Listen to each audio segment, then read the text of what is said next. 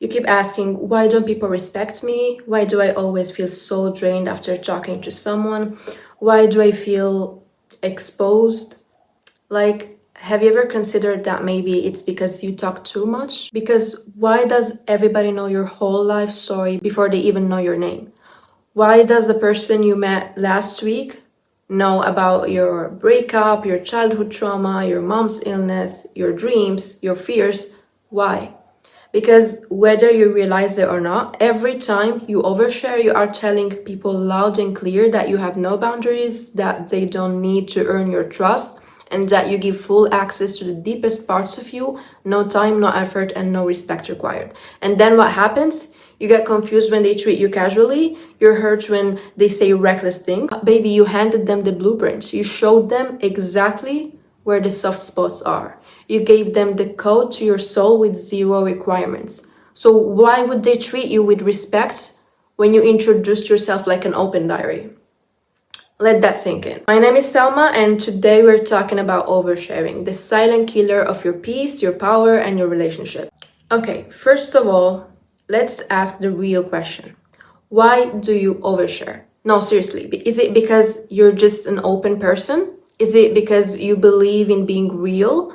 Or is it because deep down you want attention? You want validation? You want someone to say, wow, you've been through so much, you're so strong. Let's not lie to ourselves. Sometimes oversharing isn't vulnerability, it's desperation. It's you trying to fast track intimacy because you don't believe people will say otherwise. And I'm not judging you because I did it. I used to overshare and I wasn't doing it because I was being real. I was oversharing because I was starving for attention. Ever since I was a kid, I was like the quiet one. Introverted, reserved, always in my own head. And of course, my parents were always like, you need to speak up more, you need to open up. So guess what I did? There was a point in my life where I was in a really bad place, like mentally, emotionally, I was barely holding it together. And I thought, okay, maybe this is it. Maybe the reason I feel so alone is because I don't share enough. Maybe if I open up more, I'll finally have real friends, real connection. So I started talking, and not just talking, I started oversharing. I was trauma dumping left and right like it was my full-time job.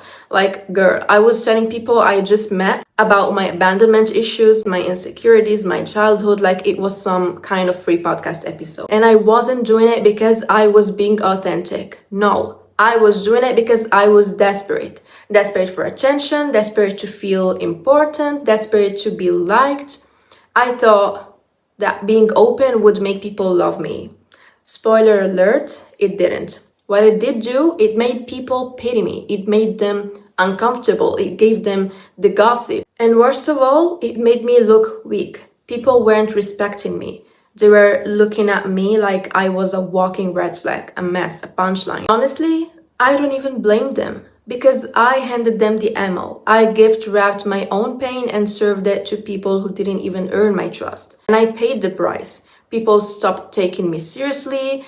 They talk over me, make decisions for me. They stopped inviting me to things because she's probably going through something again. Like I was a burden, like I couldn't just exist without bleeding all over the room. So now I keep it locked in. Now I know people earn my truth. You don't get front row seats to my soul just because you smiled at me twice. You prove you're safe. You prove you respect me, and until then, it's small talk, polite, chill, and surface level because I'm done mistaking attention for love. Let me tell you something, and I need you to really hear me. People will remember your problems longer than you do. Even if you've healed, even if you've moved on, even if you're in your glow up era, haven't cried in public in years, and are doing better than ever, they will still picture you at your lowest. They will still see the broken version, the messy one, the one who cracked. This is just how memory works. The brain holds onto emotion. When you overshare, when you open up to someone too fast, when you're raw and exposed in front of them, that moment becomes loud in their mind. It sticks, it leaves an imprint, and now that one emotional moment becomes the thumbnail of you in their head. Like, that's your whole identity. That's the version they default to, even if it's been years. They don't refresh the file. They don't update their idea of who you are.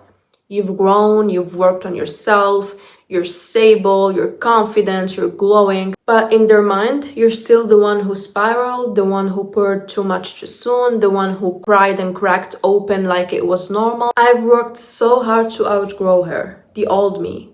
And still, even now, when I see people I used to overshare with, I feel so small, so stripped, like I shrink in their presence because I know what version of me lives in their head. And it's not this one, not the strong, grounded, soft but solid version I worked to become. No, they still see the mess, they still see the weakness. That's why I'm so careful now, because I know how long people hold onto the version you give them. And I've learned that your mind will heal, but theirs won't right unless it wants to. Some people only care about you when you're down bad. I'm so serious. We always talk about the friends who only show up when you're winning, but we never talk about the ones who only stick around when you're broken.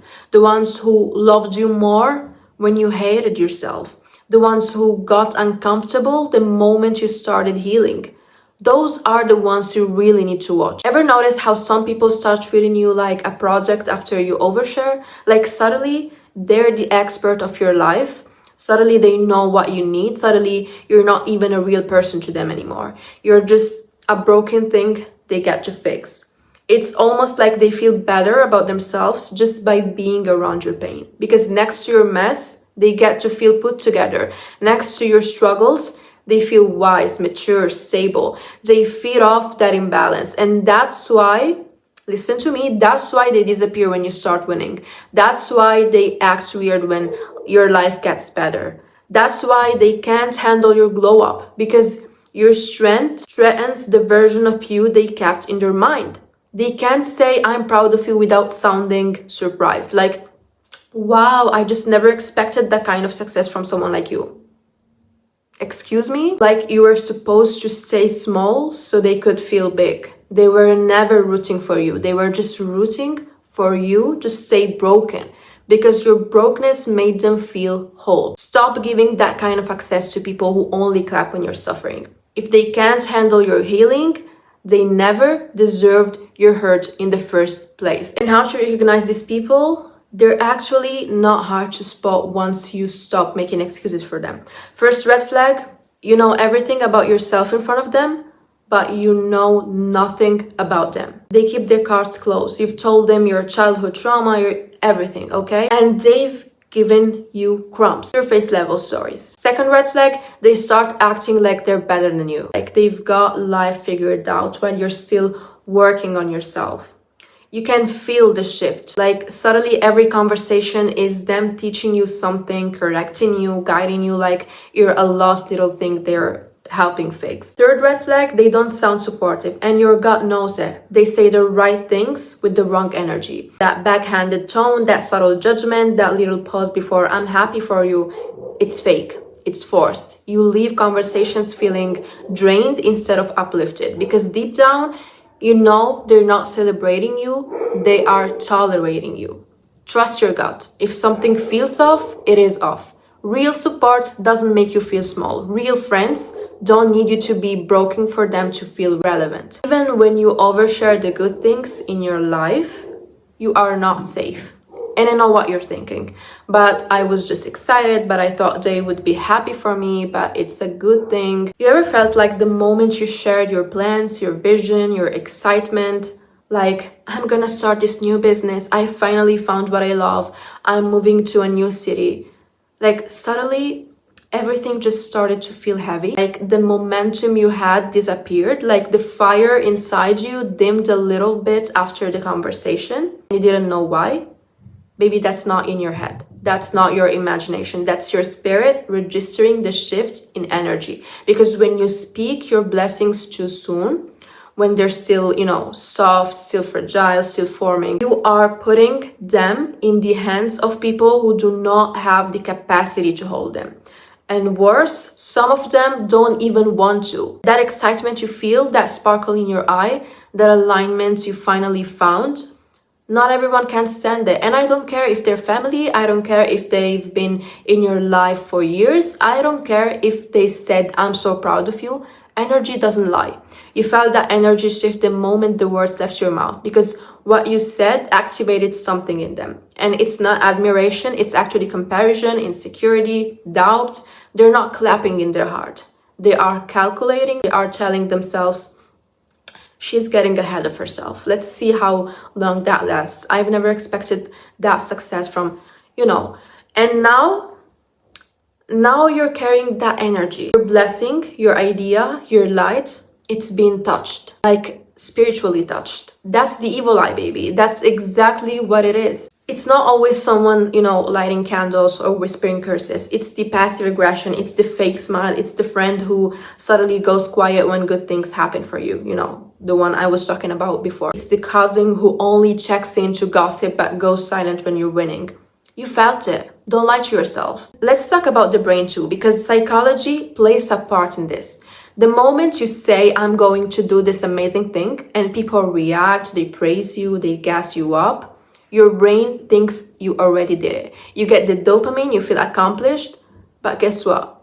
You didn't do a damn thing yet. You just talked, and now that urgency, that hunger, that hustle, it's gone. You're sitting in the illusion of success instead of grinding towards the reality of it. Meanwhile, all that energy you let out is floating in rooms where it's not safe. People are watching, judging, secretly hoping you fail because they can't take watching you rise. You're planting seeds in poison soil, and you're wondering why your dreams keep dying before they bloom. Move in silence. Keep it sacred. Protect your joy like it's a newborn. Your goals, your blessings, your alignment, that's your baby. And not everyone deserves visitation rights. You want to show them something?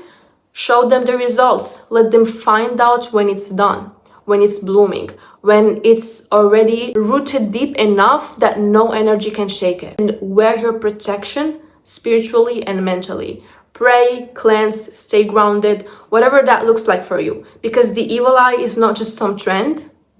It's real and it's everywhere. Okay, you are always teaching people how to treat you. Always. I said that a lot of times, not just with what you say, but how you act, what you tolerate, what you reveal, how fast you reveal it. People are always studying you, even when it feels casual, even when it feels safe, especially in the beginning. That's when people are silently forming the blueprint of what they can and can't do with you. What they can say, how far they can push, how seriously they should take you. And when you overshare too early, especially about your pain, you're actually giving people the manual on how to lower the standard for how they treat you. Let me give you an example. There are girls who go on a first date and start trauma dumping within the first 20 minutes. They sit there with this nice guy who maybe hasn't even asked that deep of a question, and they start putting, my ex cheated on me with my best friend, he used to manipulate me, I stayed for years even though he made me feel worthless, I was crying every night, I had no self-esteem, I went through depression, I had to rebuild myself from scratch and blah blah. And I know why she's saying it. She thinks she's bonding, she thinks this man is going to look at her and go, wow, she's been through so much, I'm gonna take care of her, she's so strong, she's real. That's not what he's thinking. What's actually happening is he's clocking it, he's registering it. Oh, this is what she tolerated before. This is what she believes she deserves. This is what it takes to break her. Got it. Now what? Now even if he's not trying to hurt you, he's already slotted you into the wounded girl box. And you know what happens to women in that box? They get treated like trash. Okay? Not like a partner, not like with princess treatment, not like someone you have to rise for, but like someone you can coast with. Someone you can have show up for. Because she will say, because she said she did before. You taught him how to treat you. And now you're 3 months in wondering why he's getting lazy, why he's emotionally distant, why he doesn't take you seriously when you gave him the script on day one. You want to know what gives you power? Being mysterious, owning your space and deciding what you choose to share and what you keep to yourself. It's like when you leave a little bit of yourself unavailable. People start treating you like you're something special. People start seeing you as someone who's in control, someone who's not just handing out pieces of themselves for free. you become magnetic, okay? People want to know more, but they have to work for it. You create an aura that they can't touch unless they've earned it. You want to be treated like a woman of value. Start acting like your past is gold, not gossip. Start acting like your vulnerability is a reward, not a free sample. Because what you give away too easily, they will never work to protect. Now, let's talk about how to actually stop oversharing. Start practicing sacred silence. When something good happens, when something painful happens, when you're confused, overwhelmed, excited, go to God first. Talk to the one who will never use your vulnerability against you. Let me tell you something. The peace that comes from telling God your secrets, your fears, your joys is unmatched. There's no evil eye, there's no fake support, just mercy, guidance, and protection. And if you're not religious, then go to the universe, go to your journal, go to your inner self. Trust that you are enough, that your voice doesn't need constant echoing to be valid, that you can carry your dreams privately until they're strong enough to carry you. Because not everything sacred has to be shared. Not every emotion needs an audience. You are allowed to be a mystery. You are allowed to protect your peace. You are allowed to outgrow the version of you that needed to explain herself to be understood. Oversharing doesn't make you honest. It makes you open to damage. So from now on, protect your light, talk less, pray more, move wiser. And let me leave it with this. Before you open your mouth and spill something deep, pause. Ask yourself, is it really necessary? Like, really ask yourself, is this going to help the conversation? Is it going to serve me later? Or am I just looking for validation in the wrong place? Because once it's out there, you can't take it back. So make silence your power. This is all for today. I hope you enjoyed this video. Don't forget to subscribe. And yeah, see you in the next one. Bye.